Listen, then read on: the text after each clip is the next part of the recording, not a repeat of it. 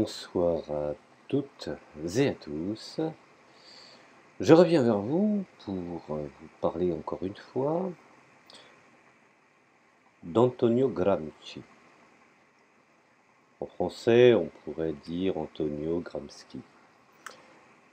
Pourquoi, me direz-vous, je viens encore une fois vous parler de ce penseur incontournable qui, dans ses analyses, a posé énormément de réflexions, voire de défis, et qui aujourd'hui, plus que jamais, la fraîcheur de sa pensée incontournable pour mettre, je dirais, en illustration, je vais citer un de ses points de vue qui aujourd'hui a, je dirais, toute son importance. Je cite: Il peut être exclu que les crises économiques de l'immédiat puissent engendrer d'elles-mêmes des événements d'importance fondamentale. Elles ne peuvent que préparer le terrain pour la propagation de certains nouveaux usages, fondamentalement soulever, remanier, résoudre et promouvoir le développement des questions essentielles portant sur la vie politique. Phrase amplement révélatrice de la société dans laquelle nous vivons aujourd'hui. Les gens sérieux, d'une manière générale, comprennent bien que, je dirais, nous ne sommes pas vraiment face là à une crise de la conjoncture économique typique de l'histoire du capitalisme, ni également, je dirais, une crise portant sur la régulation du capitalisme. Gramsci nous explique qu'il s'agit plutôt d'une crise portant atteinte au régime d'accumulation capitaliste ainsi qu'à son système politique international. Et par-dessus, il définit effectivement cette crise comme systémique. Alors quand nous prenons ces travaux de l'époque, dans cette, je dirais, petite cellule dans laquelle il était emprisonné sous le régime de Mussolini, finalement, il a défini, sans avoir besoin d'une réactualisation, de la problématique de la crise systémique. Et c'est en cela qu'il est, à mon sens, un penseur incontournable, qui peut être aujourd'hui un élément de réactualisation de la crise internationale. Prenons par exemple la situation est également précaire pour les élites dirigeantes. Nos instruments régulateurs actuels sont impuissants face aux attaques des marchés et des capitaux. De nos jours, je dirais que nul ne peut prédire sérieusement ce qu'il adviendra de la zone euro. Alors effectivement, nous avons beaucoup de positivisme, nous avons énormément de gens qui voient d'un très bon œil, pour ceux qui bien entendu sont de l'autre côté de la barrière, des avancées, de l'évolution. Bien entendu, mise au service d'une espérance de l'intelligence artificielle. Alors, on peut considérer que bien que je dirais que les improvisations de la dernière période témoignent d'un manque, soyons honnêtes, d'élaboration conceptuelle, les élites de nos jours réagissent par une offensive politique de la classe dont le but est d'anéantir les restes des compromis sociaux de la politique fordienne, rappelez-vous, qui avait survécu, je dirais, aux contre-réformes néolibérales. Le programme d'austérité s'attaque d'abord à la classe ouvrière, ou ce qu'on peut appeler la classe laborieuse, intégrée à la classe moyenne. Puisque finalement, au fond, dans une société qu'on appelle une société développée, nous avons trois classes. Premièrement, la classe des privilégiés, entre guillemets, pour rappeler la classe des gens riches. Ensuite, nous avons le trait d'union, qui est la classe moyenne. Et ensuite, nous avons, entre guillemets, la classe ouvrière. Alors, ce qui était utile dans je dirais, dans ce phénomène tripartite, c'est qu'un ouvrier pouvait accéder à la classe moyenne. Et de la classe moyenne, il y avait peut-être une possibilité d'accéder, je dirais, aux nantis, à ceux qui, finalement, au fond, sont les décideurs de ce monde. Ça, c'est pour le concept, peut-être pour certains un peu naïf, mais réel. Ce qui est la différence avec une société du tiers-monde, où là, effectivement, il y a une classe ultra pauvre et ultra riche, et dont, effectivement, il n'y a pas de trait d'union, c'est-à-dire qu'il n'y a pas d'ascenseur qui permettrait de passer d'une classe à une autre. Les deux sont bien ce que j'appelle séparés.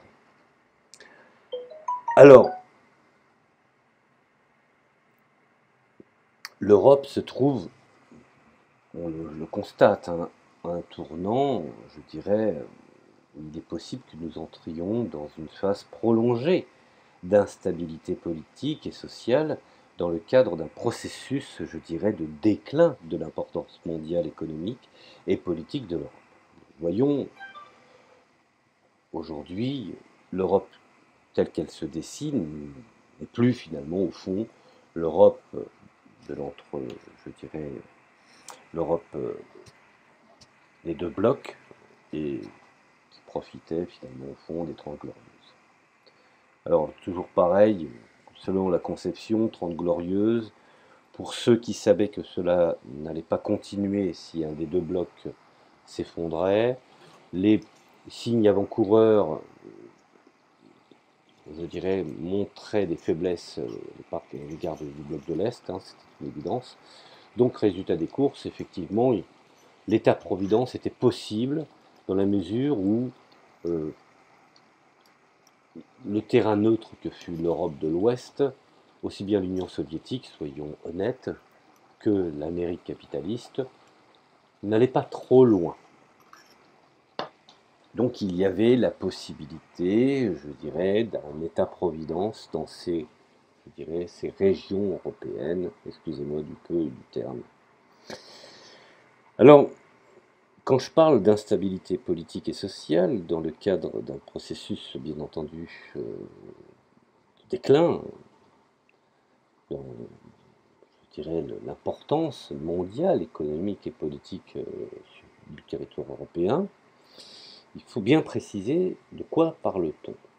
Sur le plan théorique, de telles crises organiques, comme il nous précise dans ses écrits, dans ses travaux un peu plus importants, Gramsci ouvre de nouvelles possibilités pour propager une théorie de transformation sociale. Cependant, du fait qu'aucune contre-hégémonie s'appuyant sur un consensus général ne peut faire face à la crise de l'hégémonie dirigeante. On voit bien, de nos jours, nous avons, comme on dit, aucun mouvement, même individu, pouvant peut-être incarner les différentes forces pour pouvoir apporter une alternative. Nous nous trouvons confrontés à des risques considérables lorsque ces crises surviennent, que la situation immédiate devient délicate et surtout dangereuse, car le champ est alors, je dirais, libre pour les solutions les plus délirantes, dont les conséquences peuvent être peut-être une violence sociale, parfois même une violence physique.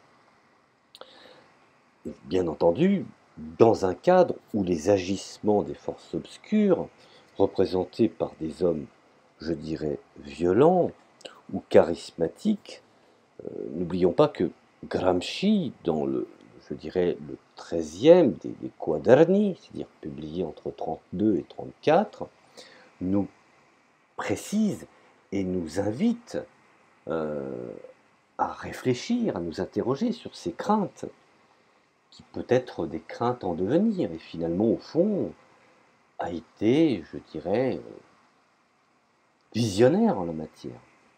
Alors, aujourd'hui, selon nous, le plus grand danger réside dans la sous-estimation des contradictions et de la charge dramatique de la période historique que nous vivons.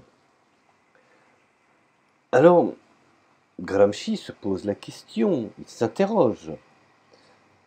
Et bien entendu, cette question est par nature ce que la gauche, ou un bon grand, je dirais, pan de la société, se dit appartenir. Alors, le plus important héritage légué par le XXe siècle à la gauche européenne, et plus précisément, je dis, n'ayons pas peur de le dire, à la gauche d'Europe continentale, est la scission organisationnelle du mouvement ouvrier entre une fracture modérée et une fraction radicale. Souvenez-vous les conflits entre Georges Sorel, dans ses réflexions pour la violence, et également son opposition radicale à Jaurès. Entre le syndicalisme révolutionnaire jusqu'au boutiste et le syndicalisme, je dirais, d'ordre réformé, réformiste et négocié. Alors pour le formuler de façon positive, l'existence de partis de masse ayant leur propre culture et leurs propres institutions, qui aujourd'hui, n'ayons pas peur de le dire, sont absolument ringardisés, voire défaits, n'ayant plus de registre ou d'assises dans une partie de la population paupérisée dans l'instrumentalisation de ce que je pourrais appeler l'imposture de la dynamique de la société de la marchandise. Donc, les représentants de façon indépendante, c'est-à-dire les courants les plus radicaux, émanant de ces mouvements descendants, ou pour appeler à un temps, je dirais, la continuité d'une classe ouvrière ou d'un sous-prolétariat de type anglo-saxon. Quand je parle de sous-prolétariat, c'est que j'extirpe en fait la donne, je dirais, militante et objective de sa condition. Puisqu'aujourd'hui, le prolétariat n'est plus qu'un sous-prolétariat qui a exactement les mêmes besoins mais à crédit de ce que finalement le système lui impose. Alors, direz-vous, si même on peut considérer que les courants les plus radicaux, j'allais dire caricaturaux, mais enfin bon, pléonasme, enfin bon, les plus radicaux du mouvement ouvrier et se différencient souvent fortement des courants majoritaires, ce qu'on va appeler la social-démocratie ou le social-démocrate, entre guillemets, ce qu'on appelle l'homo socialus democratus, bien qu'inspiré par la Révolution d'octobre, qui est elle-même inspirée par la Révolution française, paradoxalement, la première leçon politique qu'ils en ont, je dirais, tirée, a été de reconnaître que le modèle de révolution russe était fondamentalement inapplicable ailleurs, pour des raisons, je dirais, diverses et éparses. Alors comme nous le savons, ce modèle est fortement marqué par une réalité sociale au sein de laquelle, comme le note Gramsci, l'État représentait tout alors que la société en était encore à ses débuts, je dirais, comme disait Gramsci, si je peux me permettre, plutôt balbutiante. Toute tentative pour l'appliquer à l'Ouest, où existait un véritable rapport entre l'État et ses citoyens dans un système solidement établi, ne pouvait aboutir qu'à l'échec. Et c'est en cela, finalement, au fond, que Gramsci nous interroge et nous appelle à aboutir à notre propre système, basé sur nos propres valeurs, ce qui est la différence avec l'alignement sur l'Union soviétique. Le changement de paradigme qui en a résulté, c'est-à-dire le passage d'une guerre de mouvement à une guerre de position, considérée par Gramsci comme le problème de théorie politique le plus important de l'après-guerre, a constitué la première fracture. Et effectivement, dans cette facture une scission historique de l'identité communiste. Mais pour Gramsci, contrairement à ce qu'on a souvent affirmé de façon réductrice, cette révolution conceptuelle, car nous sommes dans le concept, ne traduit pas un reflux de la crise révolutionnaire d'après-guerre. Compte tenu du mouvement et du moment où Gramsci rédigeait son manuscrit entre 1930 et 1932, autre chose s'est imposée à lui dans son esprit. Il faisait, je dirais, implicitement référence à des problèmes d'actualité concernant le parti, le tournant de l'internationale communiste décidé par Staline en 1928, qui lui a donné une forme politique, sectaire, autoritaire, figée, dont tout était écrit et rien ne pouvait être réinterprété. C'est en cela que Gramsci nous fait comprendre que la situation qui constamment est changeante doit nous interpeller quand il à la question, je dirais, de la réflexion et de notre capacité à pouvoir relever les défis, aussi bien de la mondialisation que la société, finalement, dans son évolution. Cet aspect contemporain de Gramsci fut, dans son esprit, quelque chose d'important, et non pas retourner à des vieilles lunes du passé qui, finalement, n'ont absolument pas fonctionné. Les effets négatifs de ce tournant sur les partis des pays occidentaux à l'époque de Gramsci se sont manifestés lors de la crise économique dans l'échec du mouvement ouvrier allemand. Rappelez-vous, ce qui est particulièrement intéressant, je dirais, dans son analyse, c'est que Gramsci établit méthodiquement une relation entre, d'une part, les problèmes occasionnés par la crise et d'autre part, la théorie de la guerre de position, et bien entendu accompagnant celle de l'hégémonie. Si la classe dirigeante a perdu son consensus, cela signifie qu'elle n'est plus dirigeante, mais seulement en possession du pouvoir, du seul pouvoir de coercition. Cela finalement au fond traduit que les masses se sont éloignées en grand nombre, je dirais, d'une certaine forme d'idéologie traditionnelle, qu'elles ont perdu, n'ayons pas peur de le dire, leurs convictions antérieures. Il faut savoir que la crise réside justement dans le fait que le vieux se meurt et que le jeune hésite à naître. Et c'est en cela que Gramsci apporte cette idée tout à fait novatrice. Et pendant cet interrègne, toute forme de maladie se manifeste. Pourquoi nous référer à Gramsci pour débattre des problèmes actuels, approfondissant par exemple la philosophie de l'histoire de Benedetto Croce. Gramsci considère comme principal problème méthodologique de recherche historique et politique le fait que, bien entendu, la philosophie de la praxis. Je vous invite également à assister aux ateliers de la praxis de Kluskar, de Michel Kluskar, sur je dirais la chaîne, la librairie des Tropiques, où tous ces penseurs, ces philosophes ou ces chercheurs essayent de réhabiliter l'œuvre de Kluskar, car pour moi, Kluskar est à la fois le digne continuateur à la fois de Gramsci et par-delà Rousseau en descendant sur les présocratiques. Je pense que c'est vraiment un élément important. La philosophie de la praxis que Kluskar remet au goût du jour dans les années 70 n'est que finalement, au fond, la pensée d'Antonio Gramsci à l'intérieur de sa cellule. Autrement dit, le marxisme. Mais le marxisme selon Marx et non pas selon les marxistes.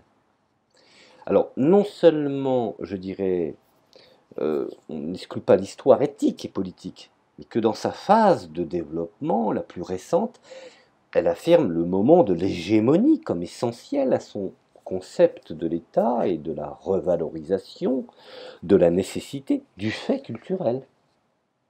de l'activité culturelle, bref, d'une certaine créativité,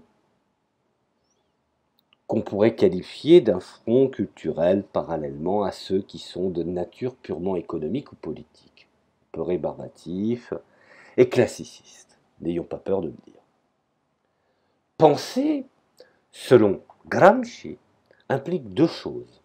D'abord le concept d'hégémonie, qui bien entendu ces derniers temps a été utilisé d'une façon malhonnête par des communicants comme Macron, qui sont des acteurs de péplum nationaux, et Sarkozy. Quand on parle d'hégémonie, on peut dire que ce concept n'a de signification qu'en relation avec les groupes sociaux principaux constituant leur propre projet. Appliquer ce concept d'hégémonie au sens où l'entend bien entendu Gramsci, car il faut partir d'une base de réflexion.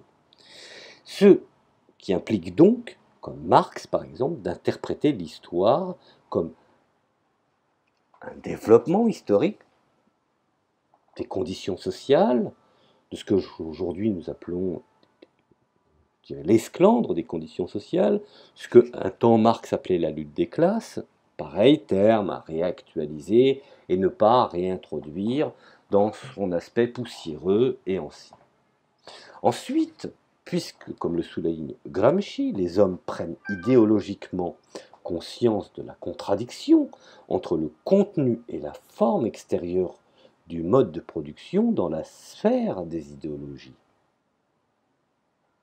Un groupe politique dominant, s'il veut diriger, doit aller au-delà du champ économique afin de pouvoir s'affirmer et s'imposer dans le domaine idéologique et culturel. Même si aujourd'hui certains se font l'éloge du capitalisme triomphant, ils n'en sont pas les initiateurs. Ils n'ont rien créé. Ils ne se servent que des outils qui ont été mis en place. Ils sont au fond des fonctionnaires de l'idéologie ambiante du capitalisme spéculatif et financier. Ce qu'ils reprochent à certains marxistes, ils le sont aujourd'hui dans un domaine peut-être un peu différent, puisqu'ils en tirent une certaine satisfaction financière. Mais finalement, au fond, ils ne font qu'obéir à des règles. Qu'ils soient financiers, spéculateurs, capitaines d'industrie, j'en passe et des vertes et des pas mûres, ils ne sont que, je dirais, des sujets, ou ils ne sont qu'assujettis à l'idéologie qu'ils n'ont pas eux-mêmes construit ou décidé. Alors, pour en revenir à ce qu'on appelle le domaine idéologique et culturel, cela comporte encore deux concepts. Selon Gramsci, d'une part l'idée d'alliance, c'est-à-dire de relations extérieures et mécaniques des forces sociales, sous la direction d'un groupe principal, comme Lénine l'a également analysé, je dirais, en ce qui concerne les deux révolutions bourgeoises russes. Cela va de soi, je dirais, cela constitue déjà un projet assez ambitieux. Cela requiert manifestement que le groupe principal, s'il veut convaincre, qu'il soit prêt à faire des compromis et subordonner, je dirais, ses intérêts propres à l'intérêt politique universel. D'autre part, Gramsci nous affectionne tout particulièrement le concept d'hégémonie dans cette organisation théorique et de structure et de superstructure. Il nous renvoie, pour faire simple, à l'intériorité ou subjectivité du groupe principal, c'est-à-dire à sa capacité de leadership intellectuel et moral sur la société. Rappelez-vous la célèbre formule selon laquelle l'État, dans son sens intégral, est une hégémonie blindée par la coercition. Notons qu'il ne dit pas une coercition atténuée ou dissimulée par l'hégémonie. Alors, elle doit être comprise dans cette perspective, je pense. Exercer un leadership intellectuel et moral ne signifie ni compléter la lutte physique pour le pouvoir par les moyens artistiques, ni de la remplacer. Gramsci considère le concept d'hégémonie comme le principal ou comme le principe général de la domination d'une classe et sa force à un moment donné. Le terme de transformation, comment pourrait-on qualifier cela? Oui, il revêt donc un autre aspect, celui de subjectivité, alors que ce terme est généralement compris dans la langue politique habituelle comme, je dirais, un processus de restructuration de la société, euh, s'articulant ou s'effectuant par étapes sur une longue durée avec de difficiles débats politiques. S'adressant bien entendu aux branches économiques du Parti ouvrier, Gramsci demande pourquoi exclure la transformation du groupe subordonné en groupe dirigeant, soit en ignorant le problème, soit bien entendu en le soulevant, je dirais, de manière inadéquate, voire contre-productif, bref, ce qu'il peut qualifier comme étant inefficace. Certains pourront qualifier, pour les purs et durs, certaines démocraties socialistes.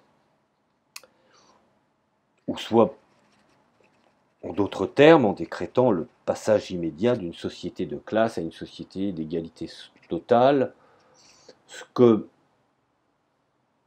Sorel définit comme le syndicalisme théorique à proprement dit. Alors, quand nous parlons de transformation,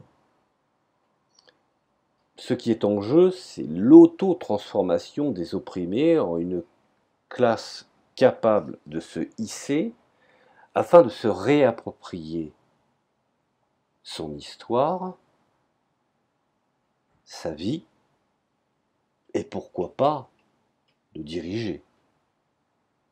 Attention, Gramsci n'est pas un utopiste. Il est conscient, effectivement, dans ce processus de transformation, qu'il y aura effectivement énormément d'obstacles. Prenons par exemple, pour faire un aparté, dans l'idéologie allemande. Ouvrage un peu plus important, je dirais d'une importance féroce, hein, vaillante, je n'ai pas peur du mot, les employés, de Marx et Engels, qui ont écrit le communisme, je cite, pour nous n'est pas un état à réaliser, un idéal auquel le monde devra bien s'adapter. Ce que nous appelons communisme, c'est le mouvement réel mettant fin à l'état de choses existantes. Finalement, c'est le rappel de la mise en commun. Alors, je sais que ce mot est galvaudé, souvent les gens se font les relais de la propagande, et pour cause, hein, cela a des conséquences, puisque cela s'est étalé sur des décennies.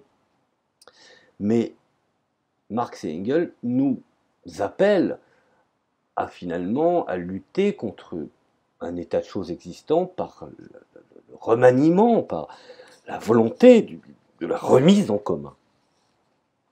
Alors revenons à Gramsci.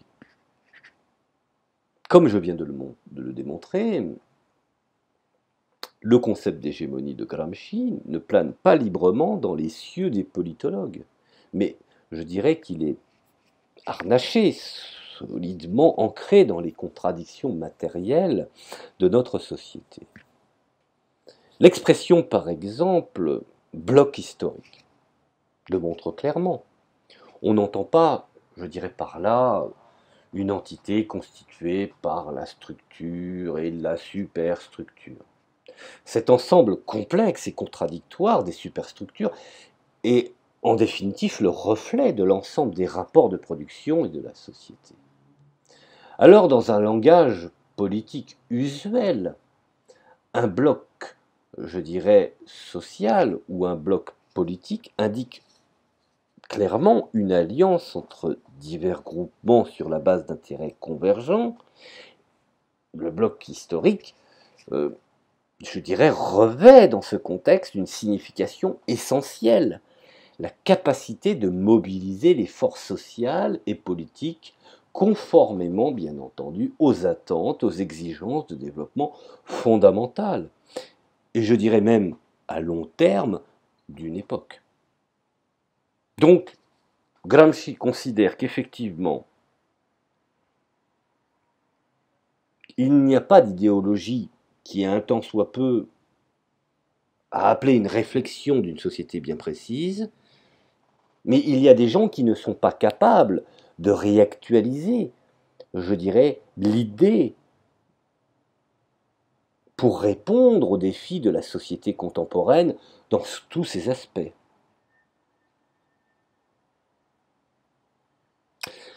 Alors, me direz-vous, cela justifie l'existence et le rôle propre d'un parti politique. On peut donc identifier les partis politiques d'importance historique, d'abord en fonction du bloc historique à l'édification duquel ils contribuent eux-mêmes consciemment ou non. Regardez aujourd'hui dans la mondialisation qui ravit les appétits ultra-individualistes, faisons l'éloge de la création à travers l'égoïsme, les gens n'ont même plus le sens. Au début, nous avons effectivement, je dirais, détruit la politique et nous l'avons soumis à l'économique. Et de la politique, nous avons fait que des partis ou des syndicats d'intérêt œuvrant à ceux qui possèdent la dynamique rentière d'une certaine forme de politique économique. Et dans ce dessin-là, il n'est pas étonnant de voir le désert comme, je dirais, moyen d'expression dans le cadre d'une réorganisation populaire. Alors si un groupe homogène à 100% se constitue sur la base d'une idéologie, par exemple, comme nous le signifie bien Gramsci, cela veut dire que 100% des prémices nécessaires sont à ce bouleversement, je dirais, une existence réelle. C'est-à-dire que le raisonnable est bien réel, je dirais actuel, voire contemporain. Il est important de faire un état comparatif également avec un penseur que j'affectionne tout particulièrement, qui est autrichien, qui s'appelle Karl Polanyi, qui, s'adressant aux chrétiens de gauche, développe la même, je dirais, relation dialectique de structure et d'hyperstructure. Dans un texte pédagogique rédigé presque à la même époque, c'est une erreur, explique-t-il, de penser que les intérêts économiques sont la force motrice ultime de l'histoire. Elles ne sont qu'un outil. En effet, comme l'affirme la théorie marxiste, ce sont les intérêts de la société dans sa globalité qui constituent les facteurs décisifs de l'histoire. Ces intérêts vont de pair avec la meilleure utilisation possible des moyens de production. C'est pourquoi la classe appelée à diriger la société est celle qui est capable d'assurer les meilleures méthodes de production. Et en cas de changement de méthode de production, il se peut qu'une nouvelle classe soit appelée à en prendre la direction. En d'autres termes, ce ne sont pas les intérêts de classe ou des classes, mais les intérêts de la société tout entière qui sont l'agent ultime de l'histoire et de la société. Parce que regardez, même observez autour de vous, tous ceux qui aujourd'hui se font les chantres de l'économie de marché, ils ont besoin d'un support pour justifier, pour convertir les autres à leur idéologie. Alors ils ont besoin effectivement d'experts qu'ils trouvent glanants de ci, de là, des experts dans l'économie, dans le roman, dans la science. Donc vous voyez bien que l'économie n'est que finalement au fond l'articulation outil. Mais l'idéologie a son importance pour finalement donner un corps, je dirais, éducationnel à ceux qui demain seront effectivement les bras articulés. Alors selon Gramsci, pour déterminer cet intérêt, nous disposons de deux éléments. Le principe selon lequel aucune société ne s'assigne une tâche sans disposer des conditions nécessaires et suffisantes pour pouvoir l'accomplir, ou du moins, je dirais, sans qu'elle commence à émerger et à se développer, n'est-ce pas? Et deuxièmement, aucune société ne disparaît et n'est remplacée avant d'avoir développé toutes les formes de vie possibles en fonction de ses rapports internes. Le champ de recherche historique que nous venons d'évoquer est d'une importance politique décisive. La phrase affirmant que la société ne s'assigne aucune tâche sans disposer des conditions matérielles préalables pour pouvoir l'accomplir. Finalement, au fond, tout cela nous renvoie au problème de formation d'une nouvelle volonté collective. Et c'est bien cela le problème. Car effectivement, il peut y avoir des avantages dans une société séparée où les individus finalement, par prétention, pourraient se développer d'une façon individuelle. Mais que fait-on de la responsabilité individuelle articulée à la responsabilité collective? L'analyse critique de la signification d'une telle affirmation, je dirais, implique d'étudier comment se forment les volontés collectives durables et comment elles s'assignent ensuite des objectifs directs ou indirects, donc une ligne d'action collective. Gramsci nous pose ce problème qui se trouve dans son expression moderne en termes de parti, de coalition. Comment s'initie la constitution d'un parti? Comment développe-t-il sa force d'organisation, son impact social, etc. Donc, je parle de parti, mais je pourrais parler d'organisation, de team, même tout bonnement de société, à but lucratif, non lucratif, enfin d'organisation humaine, tout simplement.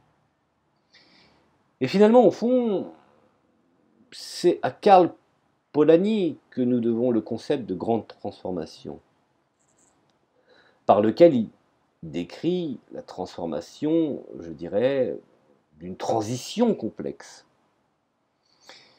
Il en décrit lui-même qu'il y a plus de 300 ans des sociétés féodales à l'économie de marché capitaliste. Il met, je dirais, cette transition en corrélation avec la grande crise économique, rappelez-vous, et politique des années 20 et des années 30. Le fascisme, tout comme le socialisme, était ancré dans une société d'économie de marché, ne l'oublions pas, et qui, à mon corps défendant, je dois reconnaître, qui se refusait à fonctionner. Cela s'est produit au niveau mondial. Alors, catholique en ce qui concerne son périmètre de façon universelle, en ce qui concerne son application, les résultats ont dépassé la sphère économique et, je dirais, provoqué, n'ayons pas peur de le dire, une transformation générale de nature nettement sociale. Il s'est répandu dans presque tous les champs d'activité humaine, qu'ils soient politiques, économiques, philosophiques, artistiques ou religieux, puis maintenant scientifiques. Donc, à l'instar de Polanyi et d'Antonio Gramsci,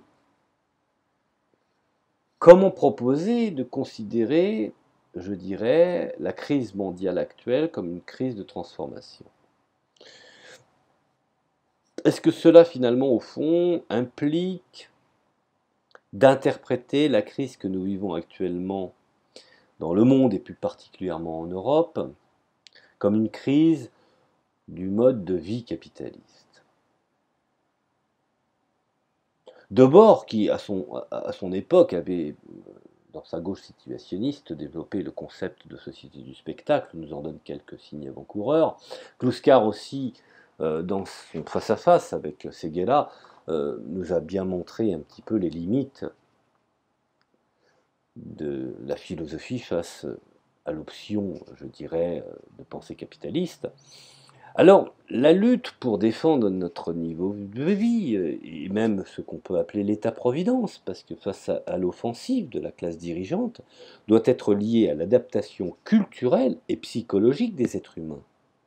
Bref, toute cette caste qui finalement aujourd'hui nous dirige, omet qu'effectivement, la responsabilité incombe à ce qu'on peut appeler la classe des dirigés, ce qu'un temps nous aurions pu appeler la classe ouvrière. à la réalité également d'un changement mondial. Tel est le processus de passage de l'élément purement économique à l'élément éthique et politique que Gramsci a qualifié dans Catharsis. Alors, pour terminer,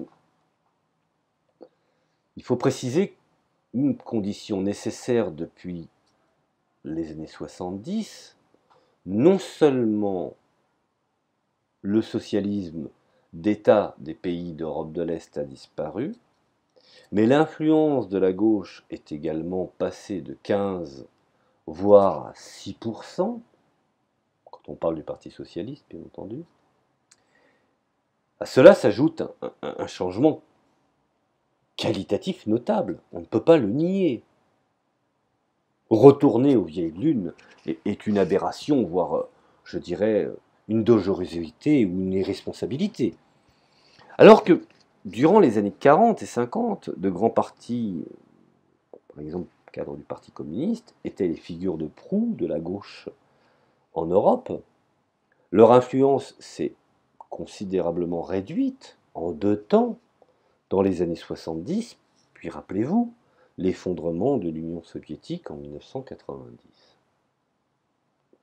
Cette baisse a été contrebalancée par l'importance croissante de partis de gauche d'un nouveau type, gauche socialiste, gauche écologiste, gauche populaire. Finalement, au fond, nous étions dans le slogan, et cela reflète fortement, je dirais, la culture politique des différents pays respectifs. Mais il ne représente pas encore un modèle général offrant les caractéristiques d'une nouvelle formation de gauche. Cela pose donc un problème théorique. Bon, pour la petite histoire, je ne suis pas de gauche, mais je reconnais à la gauche historique certains éléments. Que devient donc la gauche de la gauche?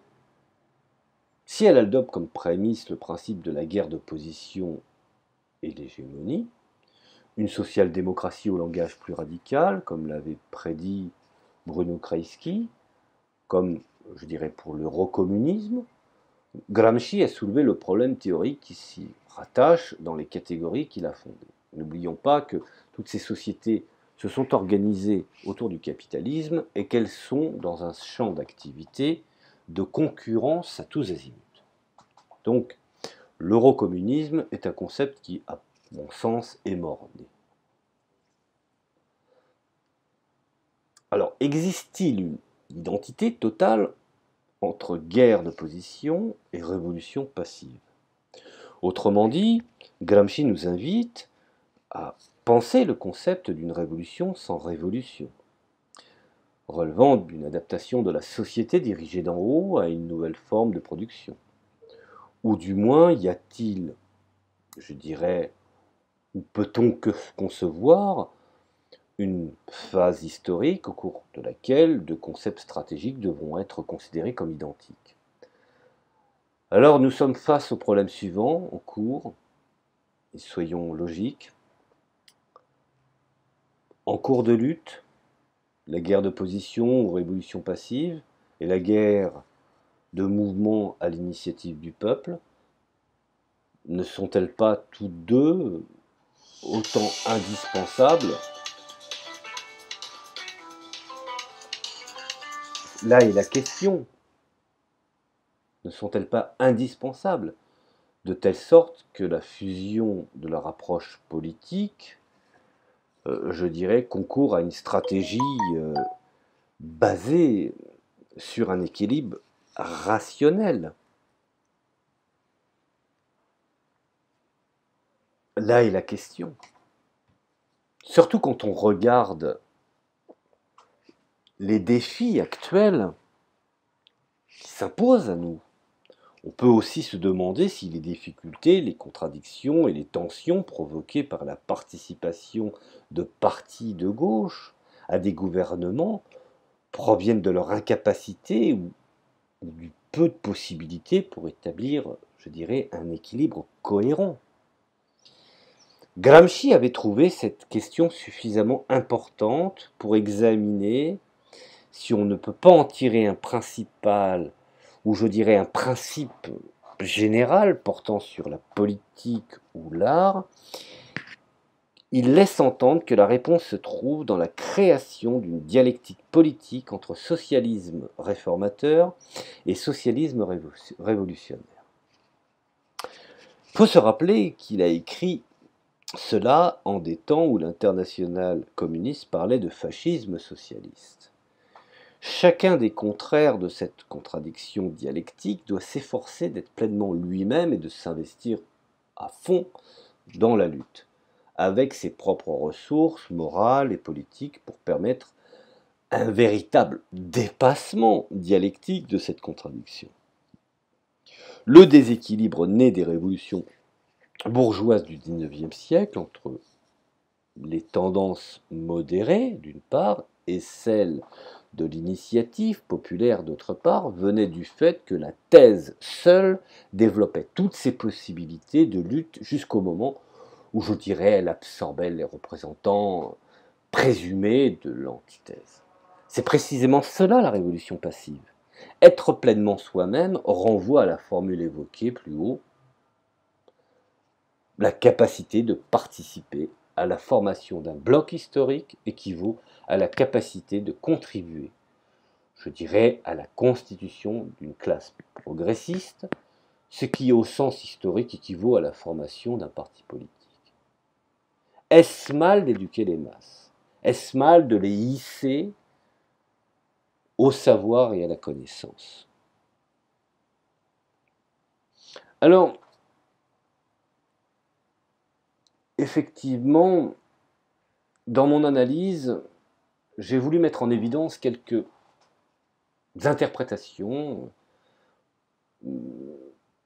d'Antonio Gramsci pour essayer de clarifier un petit peu sa pensée qui aujourd'hui est extrêmement étudiée dans des milieux aussi bien d'hyperclasse que dans des milieux universitaires, et faire en sorte qu'on puisse comprendre à travers ces travaux la situation actuelle.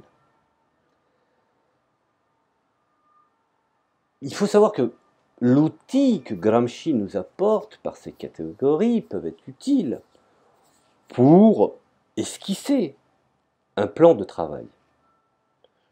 Cela fait suite, bien entendu, à mon audio hors série que j'ai effectué sur l'importance des références. Vous voyez, cela illustre bien le débat, voire le cadre.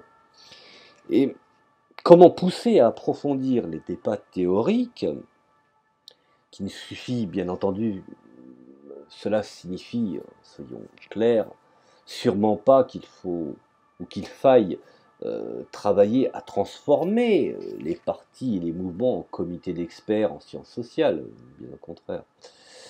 Mais réfléchir à une nouvelle interprétation dans toutes, je dirais, dans tous ces penseurs qui ont apporté des réflexions, essayer d'aménager ce qu'on appelle le concept de l'hégémonie, les bouleversements qui s'imposent en nous et qui s'imposent à nous et en nous dans des relations entre les différents individus, également les limites du phénomène écologique, les crises des formes de représentation en vigueur jusqu'à nos jours, voire même ce qu'on peut appeler le renversement implacable de l'ordre économique, politique et mondial. Alors, comment interréagir face à cette grande transformation qui, finalement, pour certains, et tous à l'unisson, sont plus ou moins d'accord de dire que cela traduit aujourd'hui une forme de crise de civilisation et que, finalement, toutes les forces politiques et culturelles se trouvent confrontées à la tâche de faire émerger une nouvelle civilisation à travers, je dirais, ceux qui sont prêts à s'investir pour en poser les bases, c'est-à-dire à ces derniers de trouver le mode de vie original qui permettra cette liberté de croître. Et je pense qu'aujourd'hui, cela est une nécessité.